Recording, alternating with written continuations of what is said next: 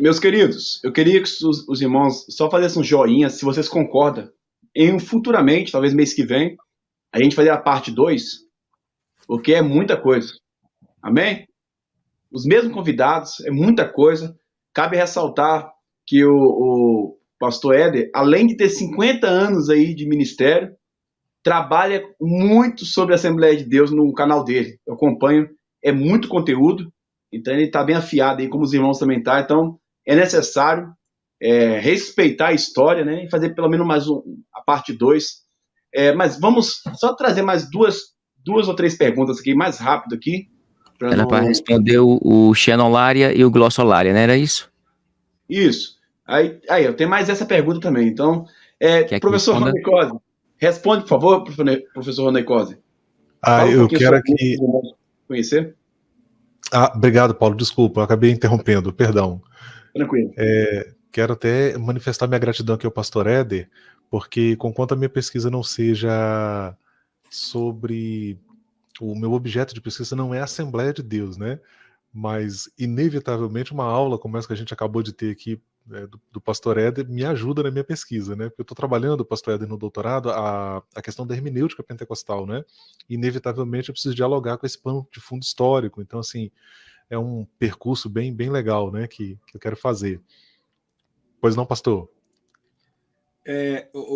Me permite eu dar uma ajuda aqui para o colega professor Rony? Pois não. Desculpa de eu fazer a propaganda do comercial, É.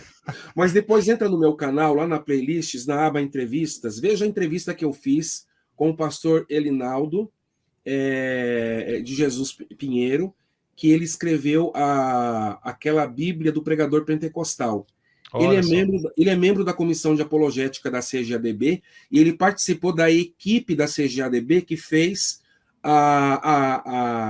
o desenvolvimento teórico da tese da hermenêutica pentecostal na perspectiva da CGADB. Lá ele dá os detalhes. Eu acredito que a entrevista dele talvez possa contribuir com o seu objeto de pesquisa. Certamente, eu nem tinha ciência disso. Olha que interessante, né? Eu começo entro agora no terceiro semestre, a partir de julho agora, né? Na verdade, agosto. E agora que eu vou me dedicar exclusivamente à tese, né? Estou vindo do cumprimento de créditos. Mas, se me permite, Paulo, só um acréscimo, um adendo, Sim. eu diria, à fala do pastor Éder. Acho que um ponto importante também, pastor Éder, em relação a essa diferença entre a Assembleia de Deus e outras igrejas pentecostais, como a Congregação Cristã, na segunda onda vem a Deus e Amor, né? É que a Assembleia de Deus, ela escreve, né? Esse é um ponto importante também, acho muito interessante. A Congregação Cristã no Brasil é uma denominação que não escreve. A Assembleia de Deus, ela vai produzir vertiginosamente, já vai logo na década acredito que foi na década de 30 ou 40, vai surgir a CPAD, já com a missão de atender as escolas bíblicas dominicais e a partir disso começar essa difusão de literatura, né? Então acho que essa é uma característica bem interessante também da nossa denominação.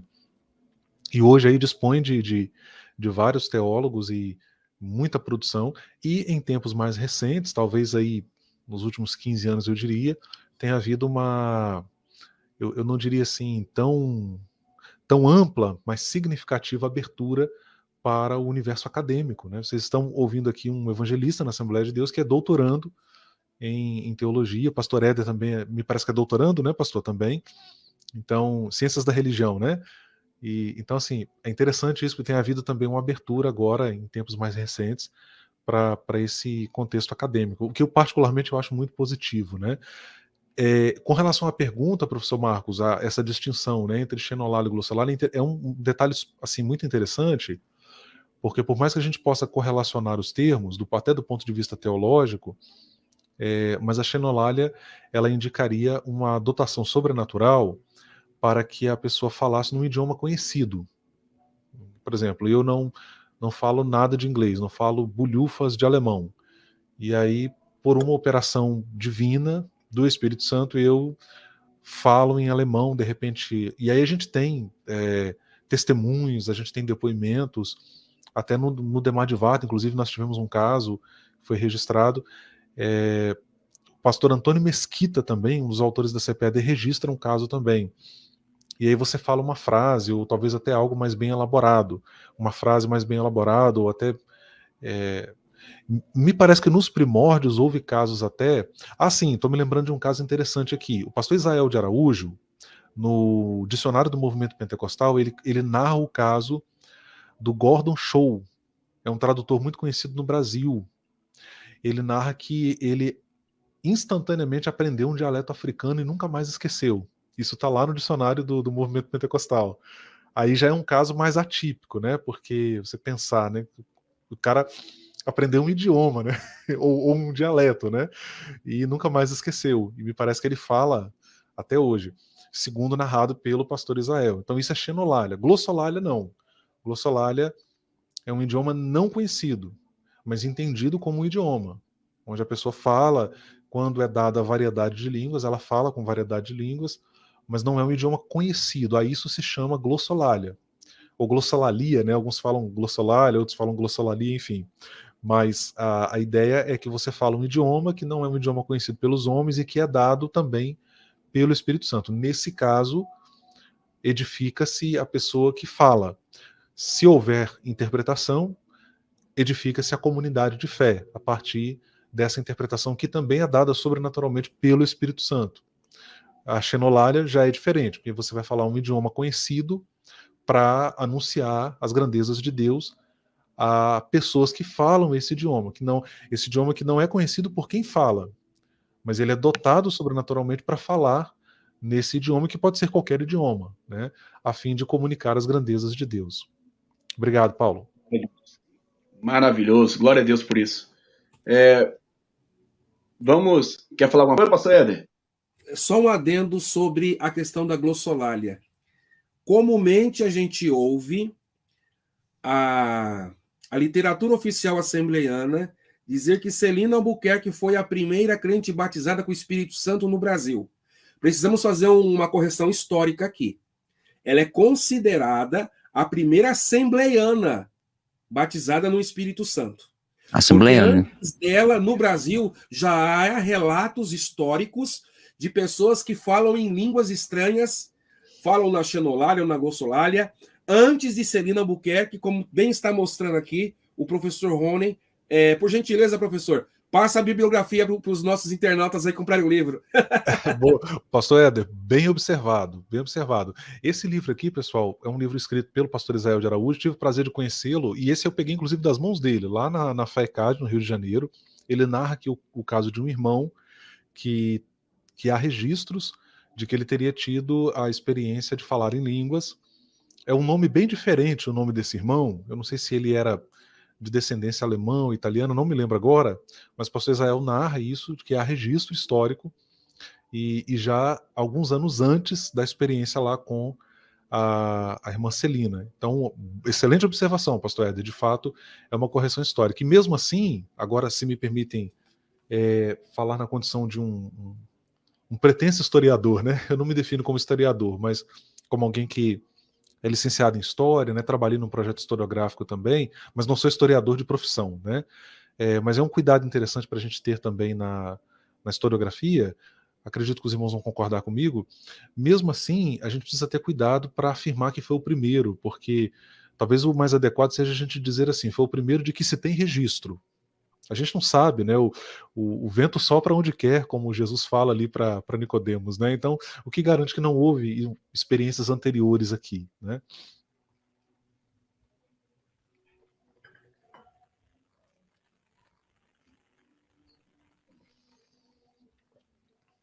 Quem?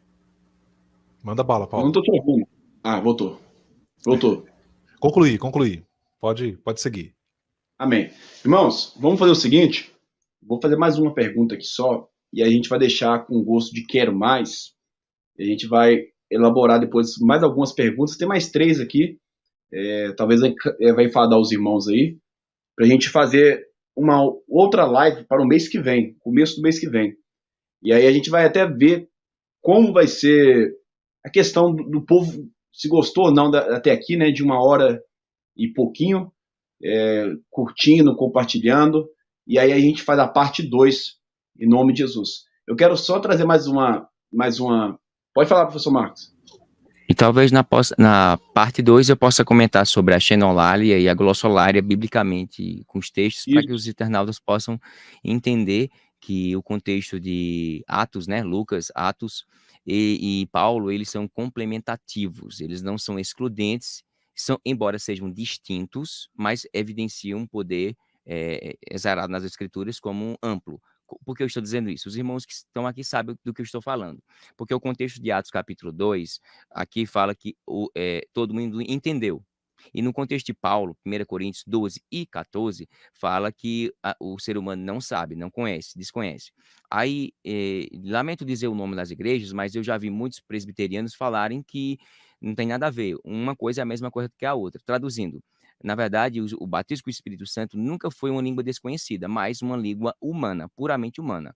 Então, eu acredito que eles têm uma dificuldade gigante de explicar isso quando Paulo fala em 1 Coríntios, capítulo 12, e 1 Coríntios, capítulo 14. Eles não conseguem encaixar. Então, acredito que é do conhecimento de todos os irmãos aí, que até a ideia de xenolalia é um termo bem distante, mas aqui é evidente, no Atos 2, foi necessário e importante acontecer, só que no contexto de 1 Coríntios não é isso aí. É uma língua espiritual que é você com Deus. Aí ali naquele contexto é glossolalia. Aqui é uma glossolalia em que tem um poder de transformar em uma xenolalia, que é uma linguagem humana em que todos não, boa parte, ou quem Deus quis que soubesse entender no seu idioma, Deus permitiu. Então, o contexto de Atos, Lucas e Paulo são complementativos. Não são a mesma coisa, porque são situações distintas e são distintos, porém complementares. Não são iguais, não são sinônimos. Amém. Já vamos encerrar então aqui, irmãos. Vai ter outra live mesmo, de pelo menos mais uma hora e meia, a nossa parte 2. E depois, nessa live, nós queremos trabalhar com os irmãos a respeito sobre de onde surgiu a questão da harpa cristã, mais ou menos, se os irmãos Quer que eu souberem a questão fale? de... Pode falar então, irmão. A Pode. harpa cristã ela foi criada em 1922, se eu não estiver enganado. Né? Antes ela se usava o hino, salmos e hinos. Historicamente, até onde eu sei, é isso aí. Amém. Se os irmãos E quiserem aí, complementar. vamos fazer o seguinte, para os professores, eu vou pedir para cada um que conhece mais da história do que eu, elaborar pelo menos uma ou duas perguntas para a segunda parte. Porque aí fica algo que os irmãos já estão envolvidos, vai ser uma live poderosa. E aí a gente vai ver como essa live que vai estar gravada, salva, a repercussão dela, né? Se os irmãos querem ou não a parte 2. Tá? Aí fica na incumbência dos irmãos aí. Quem quiser, compartilhe, curta. E eu tenho certeza que muita gente já curtiu, que eu estou vendo, muita gente já curtiu, está comentando. E infelizmente não dá para ler todos os comentários dos irmãos, tá bom? Só dá para ver aqui que os irmãos estão dando parabéns, está sendo muito profundo a live.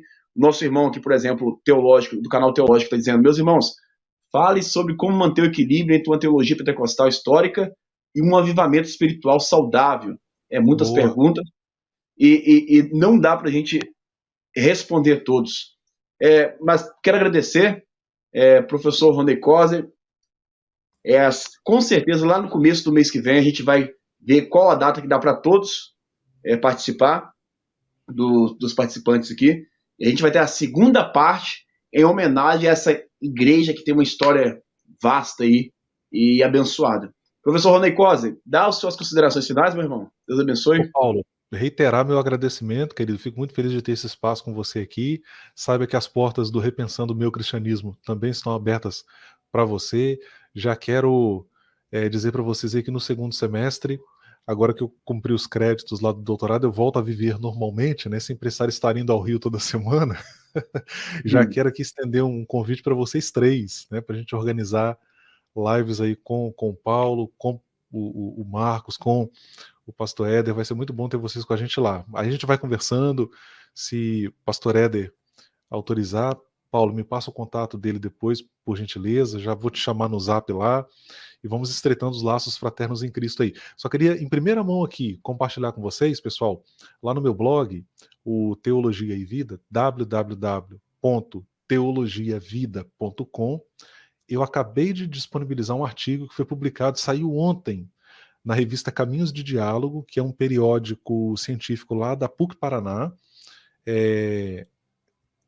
nós publicamos um artigo, acabou de sair, o artigo que eu escrevi em coautoria com a doutora Francilaide Ronce, que é professora e coordenadora lá do programa de teologia da PUC-Rio. O título do nosso artigo é Experiência Mística e Experiência Pentecostal. A experiência de Charles G. Finney como ponto de contato entre esses conceitos. O artigo está disponível lá no blog, na aba Artigos. Na parte superior tem a aba lá, Artigos. Quem não me segue lá ainda, por favor, ajude o nosso trabalho lá, nos seguindo lá no blog. O blog tá muito, modéstia à parte, gente. Tipo, tem hora que eu olho o blog lá, nem acredito que fui eu que fiz, porque tá top de linha, viu? Se vocês puderem dar uma moralzinha lá, espero que os textos disponíveis lá, assim como esse artigo, sejam muito úteis a todos aí. Deus abençoe a todos. Obrigado, Paulo. Obrigado, irmãos. Eu que agradeço, meu querido. Continue nessa humildade. Tu és uma benção. Gosto muito de ouvir o senhor. Pastor Éder, fica à vontade, meu querido. Dá suas considerações finais.